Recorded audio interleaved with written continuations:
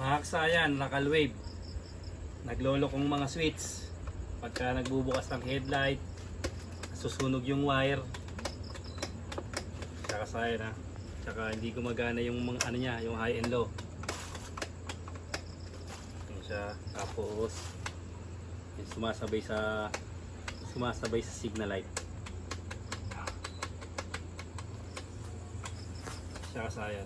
Pinakamagandang gawin pagka yung headlight natin naglolo ko na yung mga switch natin, tapos pag yung wiring niya magulo na yung yung wiring, pinakamadaling paraan ng natin ng pagkakabit ng ng headlight, i-rewiring natin sa panibago niyang panibagong switch katulad nito. Gagamitin natin dito yung 3-way switch na kadalasan ginagamit sa mini driving light. Ito siya kasayan para mapagana natin. Unang-una ang gagawin lang natin dito, titignan lang natin yung ating ilaw. Kung anong kulay. Yan siya kasayan Ang kulay ng ng ilaw natin dito kasi mga replacement na yan Yung green at saka yung yellow, yan yung high and low. Tapos yung black, yan ang ating negative. Bali ang kukunin lang natin dito itong high and low. Siya kasayan Pero bago natin kunin yan, hanapin muna natin kung ano yung common ng ating 3-way switch para mailagay natin ng madali. Tapos ito, kung stator drive kayo kasayan, automatic, battery operated na kagad. Kakalabasan ng Ito mas madaling paraan to. Kailangan lang natin dito, mahanap natin agad yung common. Kadalasan pag gantong kulay, ang common ito ay kulay blue. Yan, testing natin agad sa kulay blue. Kung blue nga ang ating common. Ngayon natin naman. Namasyal na naman ang ating wire stripper. Ito na kasayan, ito yung kulay blue Siyempre, check muna natin yung accessory wire. May galing susian, may kulay black. Local wave style. Gandang mga Honda Wave. Rusi, yan Okay, accessory wire. Ito yung accessory wire Padoktong niya Patay mo si susian. Patay din siya. Buksan mo. Okay, testing na natin. High and low. Yung kulay brown, low natin. Yan. Tapos sa black, i-high natin. Okay, black yung high, low yung brown. Ito siya simple lang to kasayan, mas madali. Nahanap nyo na yung nahanap nyo na yung common. Lalabas na yung nahanap nyo yung common o yung supply ng high and low. Ito siya. Lalabas na dito yung high and low. Tapos dito, katulad nga sinabi ko sa inyo, yung kulay dilaw at saka yung kulay kulay dilaw at saka yung kulay yellow. Yung kulay niya. Sasaksak natin dito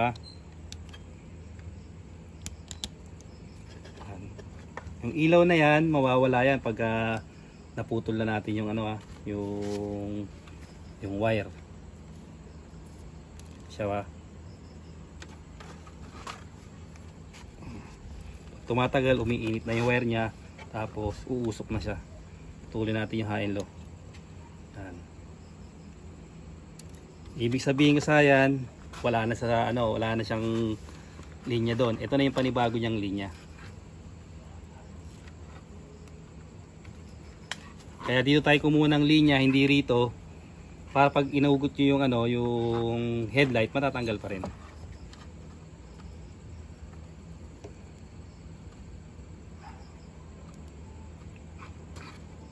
Ay, wala uman na yung hindi pala hindi pa in-splice, ginanon lang yung wire. Baka ito bumigay din. Tingnan na rin natin to para sigurado. Ito na tayo sa puno.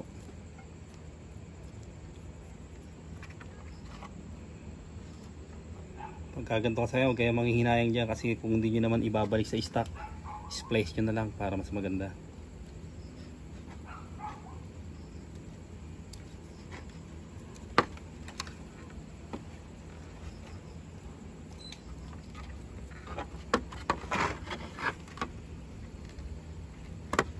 Pwede natin alisin muna yan.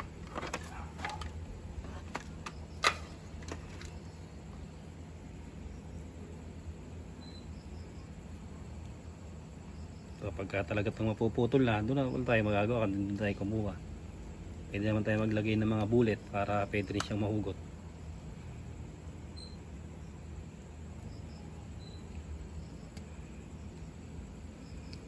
Ito pa yung stock wire kaya maganda siya. Ito yung dalawa oh. Lalagay lang natin yung dalawa dyan.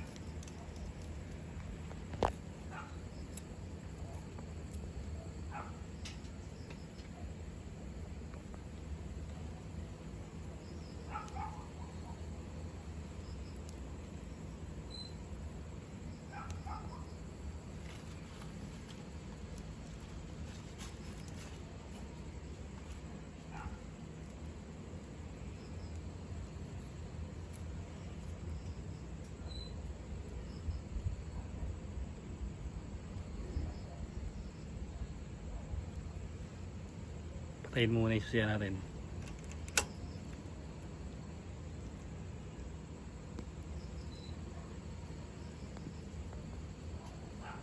Kailangan kapit na kapit yung wire para sigurado wala na maglulus.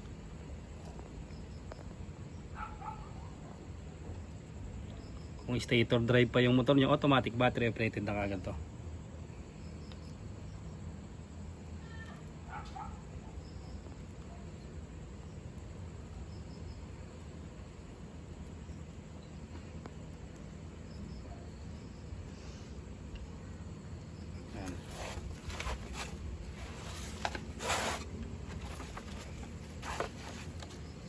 Natin kung may magandang ground, magandang ilaw na rin to. Tigtad.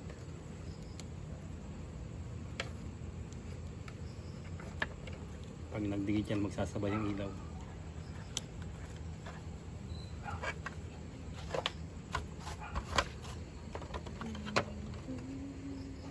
Sige, testing. Yan, tapos off natin. Bila. Sasayan na. Mas madali. Mas wala na siyang wala ka nang intindi na mag-short kasi panibagong linya na yan